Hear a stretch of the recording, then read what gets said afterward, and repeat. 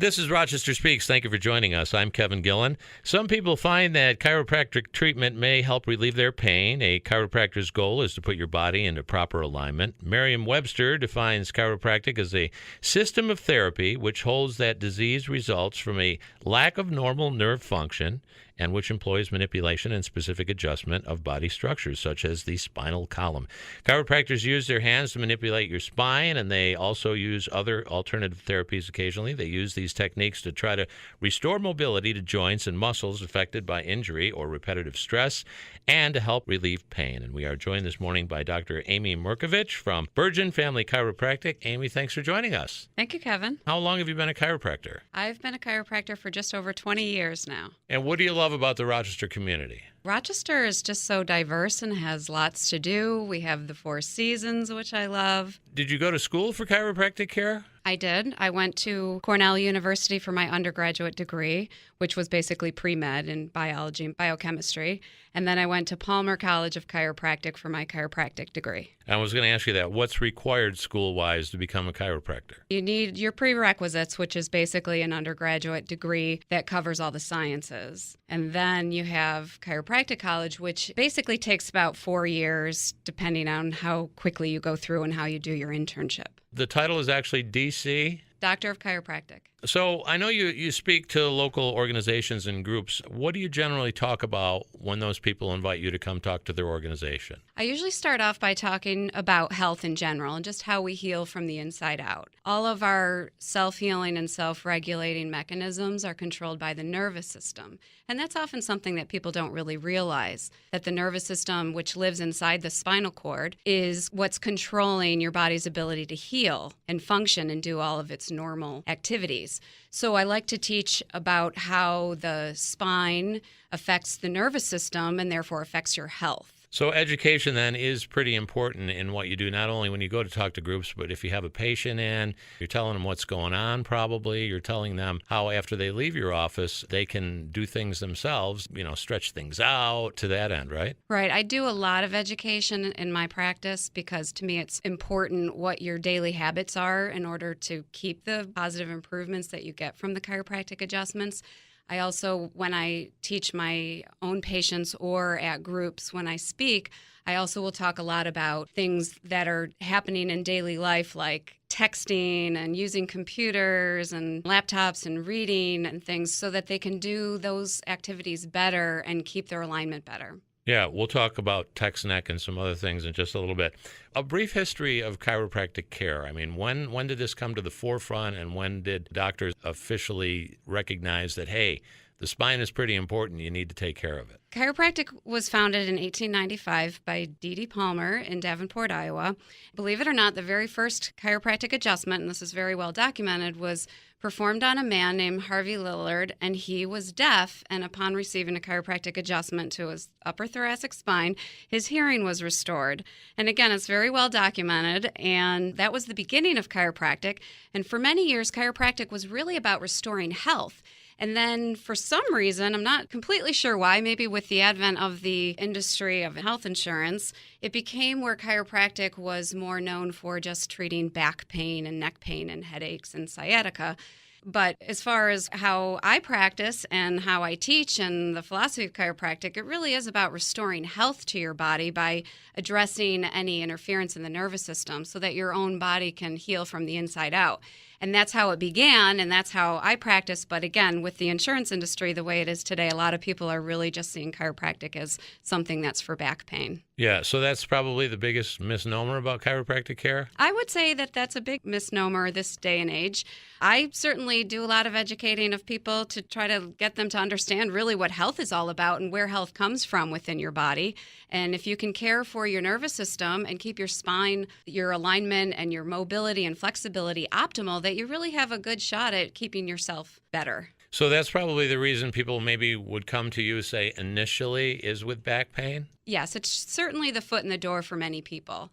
They might have back pain or stiffness, or they've had an injury or an auto accident or a work injury, or maybe their hands are falling asleep at night, or just things that are more common symptoms that they might think of a chiropractor.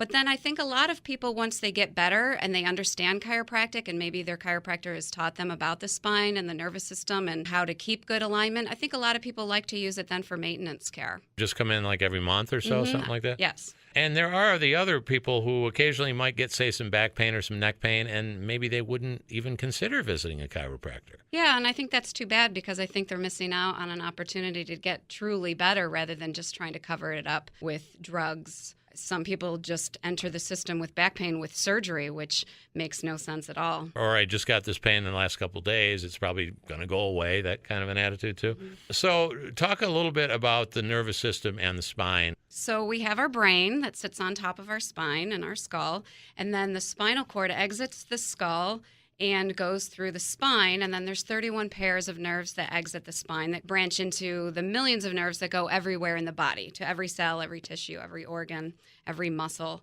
And there's a communication from the brain to every tissue of the body and then back up to the brain that is vital for you to be alive. And that goes through the spine. It has to pass through the spine.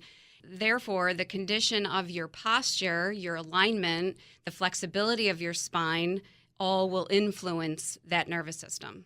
I think maybe a lot of people sort of underrate the spine. I mean, they know of the spine and the spinal cord, but they don't realize that it's actually kind of a conduit that contains a lot of the nervous system. Exactly, because the nervous system existing in your body, that energy, is what separates you from dead you. Your heart can stop beating, but you're not called dead yet. But if your nervous system stops, you're dead. Yeah, so it's the most vital thing that's going on in your life, in your body. Right.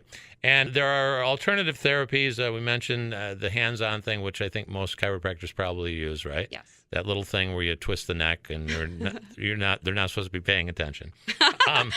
But then there's ultrasound, there's hot and cold, there's relaxation therapy.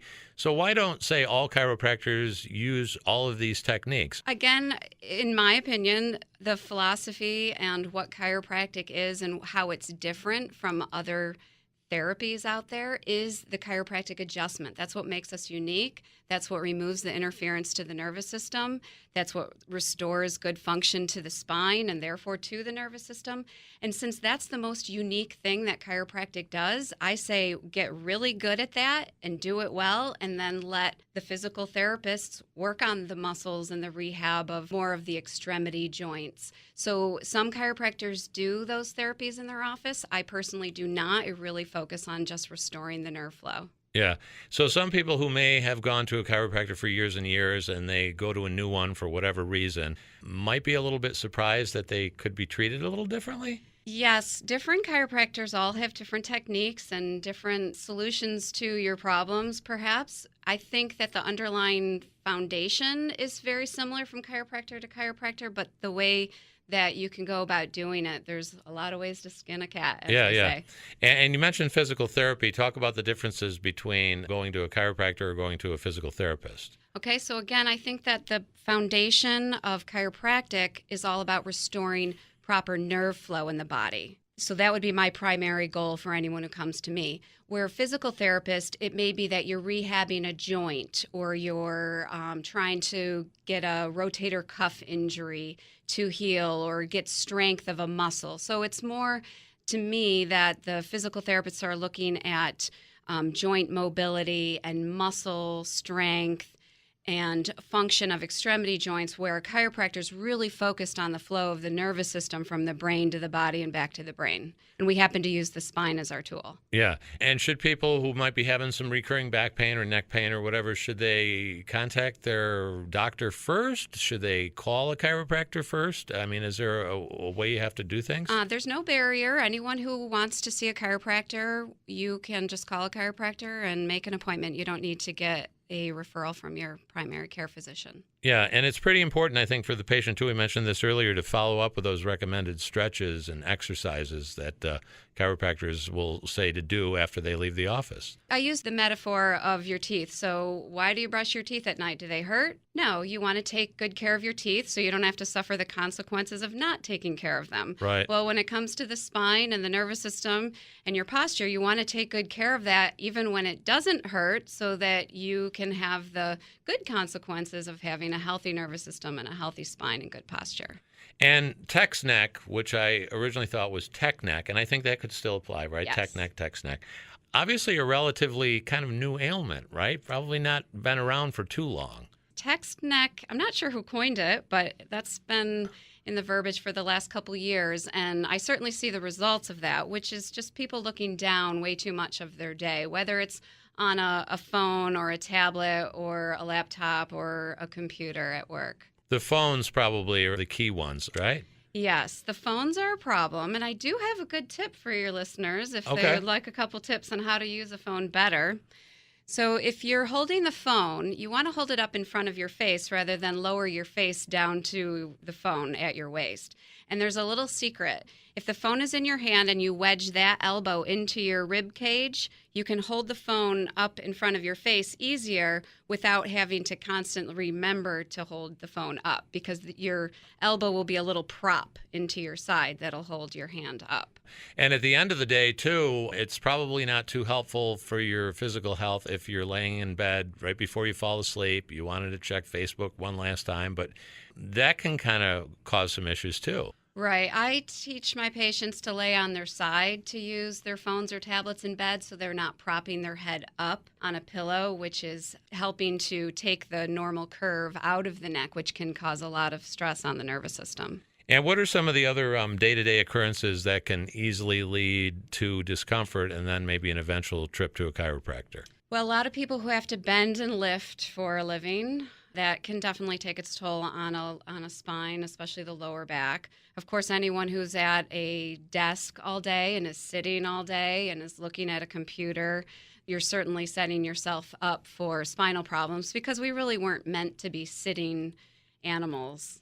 Yeah, and it just seems like a recurring theme in the last few years how sitting a lot really isn't that good for you. Right. They say sitting is the new smoking.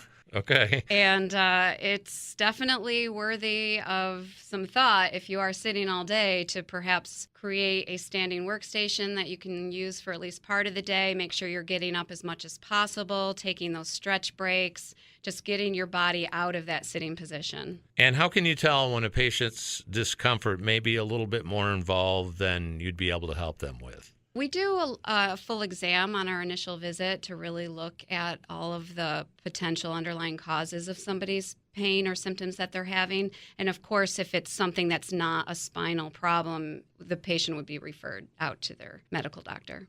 And you mentioned health insurance earlier. Is part of the issue is that health insurance doesn't cover visits to chiropractors, or not all of them, or not all health insurances? Well, when I first started 20 years ago, there was really no chiropractic coverage at all. And then there was a New York State law that passed, I believe it was around 1998, and it required all New York State insurances that cover any doctor's office visits to cover chiropractic as well. So then we went to kind of a heyday of insurance in the mid-2000s, and then it's starting to taper off again because people's copays tend to be as much as or more than just the cost of an office visit. So insurance almost is a non-issue at this point. Yeah. So even though you've been kind of doing the same thing for years and years and years, the insurance coverage is kind of roller coastered a little bit. Yes. And in the last few minutes we have, talk a little bit about baby Lucas. This is such a great story. Oh, baby Lucas. So baby Lucas, he was brought to me when he was about 3 months old, and he was a very sick baby. He was not thriving. He was actually diagnosed failure to thrive. He wasn't gaining weight. He was throwing up all his food. He was crying all the time. He wasn't sleeping. And if you looked at him, his ear was almost stuck to his shoulder. So his head was in a very stuck position, tilted to the side, and he could only turn his head one way. So I got an opportunity to evaluate him, and of course I found misalignment in his upper cervical spine, which is what happens sometimes when there's a birth trauma. And he had a very significant birth trauma. He was vacuum extracted, and it was very stressful and a really dangerous situation when he was born, and he survived it, but he was left with these problems. And wouldn't this be something that his doctor would be able to help the family out with? What's really surprising to me is that no one in the medical field noticed his Wow. problem of his neck being stuck to one side. And it was his aunt, who happened to be a patient of mine, who started to ask me about him and see if it was something that perhaps chiropractic could help. So again, I was able to see him and do an evaluation and check his nervous system and check his movement and do some corrective chiropractic adjustments, and it truly did restore everything back to normal. He's now 11 months old and a perfectly on target, healthy boy, adorable, happy, smiley, and everything just resolved itself once that nervous system stress was removed from his upper neck. And your office sees folks of all ages, right? Do some chiropractors maybe just only specialize in adults or want to see adults? Every chiropractor I know will see anyone from birth to 100 or more years old, and I have every age in between at my practice. Dr. Amy Mercovich, you can find out more about her office and what they offer by jumping online, going to virginchiro.com. You can call them at 494-2870. Some great information this morning. Thanks again.